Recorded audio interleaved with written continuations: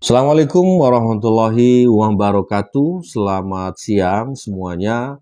Kembali kita berjumpa lagi hari ini membahas satu persoalan sebenarnya yang sering terjadi di petani kita di Indonesia, baik itu petani pangan, hortikultura ataupun tanaman perkebunan. Nah, kenapa ini penting untuk kita bahas? Karena ini menjadi kebutuhan dasar dari petani sebenarnya. Seperti kita ketahui bahwa tanah pertanian kita di Indonesia itu pada umumnya pH-nya asam. Jadi pada umumnya pH-nya asam. Baik dari sawah ataupun kebun yang sering kita tanami, tanaman pangan, padi, jagung, dan lain-lain, ataupun pada tanaman hortikultura yang misalnya sering ditanami bawang, ditanami cabai, ataupun tanaman-tanaman sayuran yang lain. Nah, begitu juga pada tanaman perkebunan, perkebunan sawit, perkebunan teh, ataupun yang lain-lainnya. Nah, teman-teman, kalau kita sering mendengar konten ataupun penyuluhan dari PPL bahwa untuk menaikkan pH tanah itu menggunakan kapur dolomit, menggunakan kapur pertanian, atau juga kadang-kadang menggunakan kaptan, tembok misalnya. Nah, ada juga yang menggunakan KOH. KOH atau biasa disebut dengan istilahnya kalium hidroksida.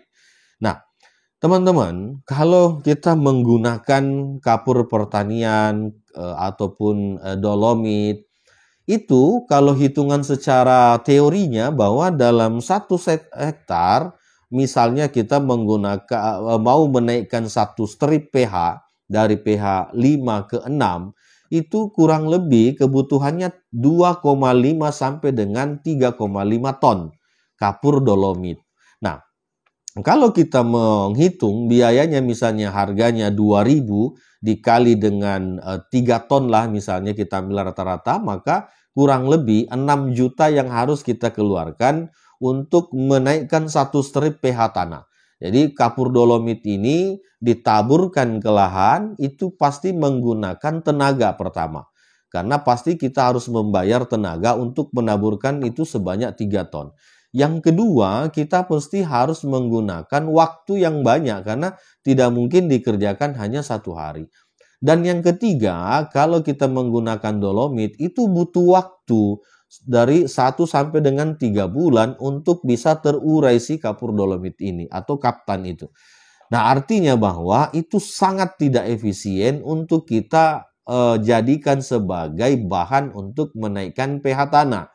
Nah, kenapa itu tidak dilakukan oleh teman-teman petani kita di Indonesia? Karena ribet. Sudahlah ribet, biayanya tinggi, dan menaikkan pH-nya juga lama. Nah, sehingga ini jarang petani kita mau memberikan kapur dolomit ke sawahnya ataupun ke kebunnya. Itu jarang. Yang biasa menggunakan itu hanya petani-petani hortikultura. Tapi petani pangan, misalnya padi jagung, itu jarang sekali menggunakan itu. Karena kenapa? Karena ribet, mahal, dan butuh waktu yang lama untuk bisa terurai di dalam tanah. Lalu apa yang kami rekomendasikan? Kami dalam penelitian beberapa tahun ini itu menggunakan garam krosok, garam kasar yang belum diolah di pabrikasi, langsung diambil dari tambak pembuatan garam itu. Nah, itu yang kita gunakan untuk ditaburkan ke lahan pertanian kita.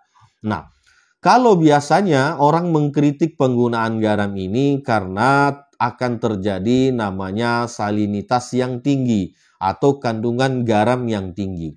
Teman-teman, perlu kita ketahui bahwa tanah yang memiliki salinitas tinggi itu adalah tanah yang pH-nya di atas 7. Artinya pH yang di atas 7 ini itu tidak perlu kita berikan garam karena pH-nya sudah mendekati basah. Lah, tetapi bagi tanah kita yang notabene pH-nya di 4, 4,5 sampai 5, itu tidak akan mungkin terjadi yang namanya salinitas tinggi. Nah, oleh karenanya dalam penelitian kami itu, kami menggunakan garam untuk pH 4, untuk pH 4 ini, baik di sawah ataupun di ladang atau di kebun, itu kami menggunakan 200 kilo. 200 kilo ini ada dua metode penaburannya. Bisa ditabur langsung secara merata kalau di sawah. Karena kalau di sawah itu ada genangan air atau ada air yang macak-macak. Artinya dengan ditabur pun sudah bisa. Sudah bisa merata, sudah bisa menaikkan pH tanah. Tapi kalau di kebun itu sebaiknya di-spray, disemprot di lahan pertanian kita. Misalnya dalam satu tangki itu dimasukkan 2 liter. Nah, langsung disemprot ke areal pertanian kita secara merata. Teman-teman, di dalam garam itu tidak hanya kandungan natrium dengan klor. Jadi kalau yang biasa disebutkan oleh para konten kreator ataupun para peneliti itu hanya meneliti 2 saja. Hanya meneliti natrium dengan klor. Nah, ternyata di dalam garam itu tidak hanya ini kandungannya. Ada 83 jenis kandungan yang ada di dalam garam itu. Ada 83 jenis mineral yang ada di dalam garam itu. Nah, kalau teman-teman sadar bahwa semua yang ada di daratan ini ketika terjadi hujan, maka mineral itu akan diangkut oleh air menuju ke laut. Jadi di laut itu adalah tumpukan-tumpukan mineral yang dari darat itu ditampung semua oleh laut. Nah, kenapa menjadi garam? Karena itu kumpulan mineral. Jadi kalau seandainya itu bukan tumpukan mineral, maka air laut itu sama dengan air sungai atau air mata air di pegunungan. Dia rasanya tawar. Nah, tapi karena di laut ini tumpukan mineral, terjadi oksidasi dari sinar matahari, nah sehingga menjadi asam. Itulah kenapa air laut itu menjadi asin. Nah, begitu kita masukkan ke pertanian kita dengan catatan itu sesuai dengan dosis. Karena kapan dia tidak sesuai dengan dosis, itu akan merusak juga tanah pertanian kita. Jadi misalnya kita sarankan 100 kilo per hektar. Tiba-tiba si petaninya ini memberikan 500 kilo. Nah, ini bisa merusak. Jadi dia akan menjadi sanitasinya tinggi. Dan yang kedua bisa merusak akar tanaman yang ada di areal tersebut. Tetapi pada posisi sesuai dengan anjuran, sesuai dengan takaran, dia akan berfungsi ganda. Contoh misalnya di sawah. Kalau dia ditaburi garam, maka secara langsung dia akan menaikkan pH tanah kita.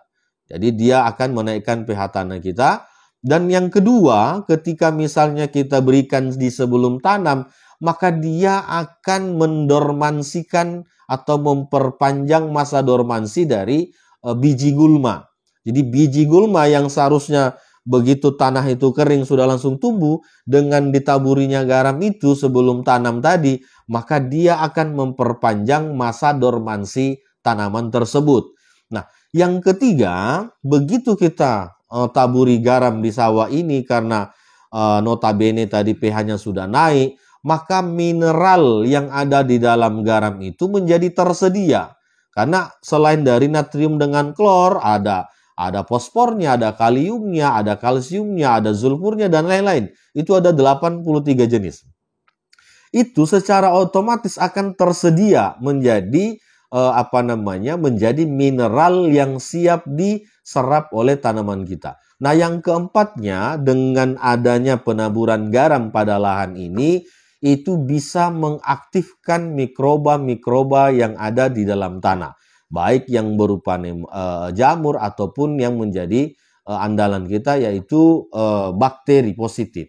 Nah, inilah teman-teman kegunaan garam yang tidak dipahami oleh teman-teman petani kita. Mereka hanya mendengarkan satu istilah atau satu kajian yang mengatakan begitu ditaburi garam maka tanah kita akan menjadi rusak. Itu betul pada posisi penaburan garamnya tidak sesuai dengan dosis. Tetapi bila mana garam ini ditaburkan sesuai dengan dosis, maka dia akan menjadi penolong untuk petani-petani kita di Indonesia. Kalau misalnya menabur garam 100 kilo di lahan itu untuk menaikkan pH tanah kita, itu tidak sampai 1 jam sudah selesai. Tapi kalau dolomit yang kita mau gunakan atau kaptan yang kita mau gunakan untuk menaikkan pH, maka tidak mungkin selesai dengan 1 jam. Itu 3 ton sehari itu agak susah kita mau selesaikan. Mungkin harus menambah biaya lagi untuk menabur dolomit tersebut. Nah, inilah teman-teman, selain garam kasar ini atau garam kerosok ini murah, itu juga mudah untuk kita aplikasikan di tanaman kita. Saya garis bawahi, taburilah garam sesuai dengan dosis yang kami anjurkan, tidak melebihi dosis.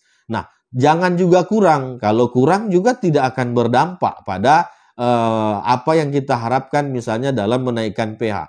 Jadi harus dikonsultasikan, harus diberikan pemahaman sehingga dosis yang digunakan itu pas. Terlalu banyak tidak bagus, terlalu sedikit juga kurang pas. Artinya kita harus memberikan sesuai dengan dosis atau takaran yang sudah kami uji. Nah, ini teman-teman yang perlu kita perhatikan bahwa dengan penaburan garam di awal tanam itu bisa membantu menetralkan pH tanah kita sampai di masa panen. Khususnya petani padi yang pH-nya 4 sampai 5, maka dianjurkan menaburkan garam 150 kilo pada areal 1 hektar. Jadi ditabur merata 150 kg tadi ditabur merata sebelum melakukan penanaman. Demikian ulasan kita hari ini untuk cara menaikkan pH tanah secara murah dan efisien untuk membantu petani agar bisa maksimal hasil panennya. Terima kasih. Assalamualaikum warahmatullahi wabarakatuh.